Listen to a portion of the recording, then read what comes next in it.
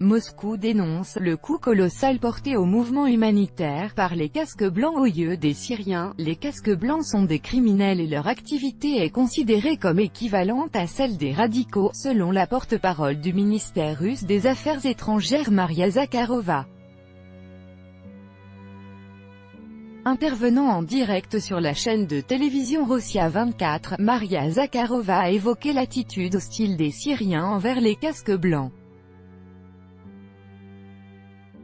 Pour les Syriens qui depuis de nombreuses années souffrent de ce qui se passe sur leur territoire, les gens qui mettent en place un mécanisme horrible de fausses informations et de propagande sont des criminels.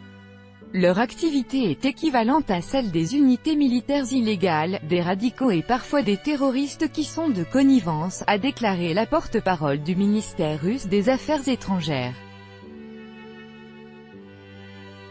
L'activité des casques blancs est un coup colossal porté au mouvement humanitaire, aux volontaires présents dans les zones de conflit, mais aussi aux organisations non gouvernementales et à la société civile, a-t-elle ajouté.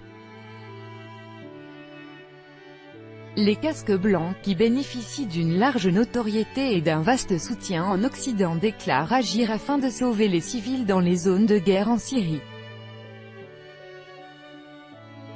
Ils sont accusés par Damas d'entretenir des liens avec les extrémistes et de mener des activités hostiles de propagande. Le ministère russe des Affaires étrangères a qualifié leur activité d'élément prépondérant au sein de la grande campagne de dénigrement des autorités syriennes.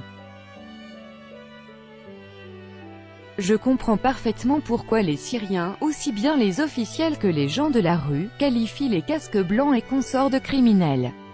Ces gens qui se déclarent partisans de la cause humanitaire s'occupaient d'une activité provocatrice et véritablement criminelle.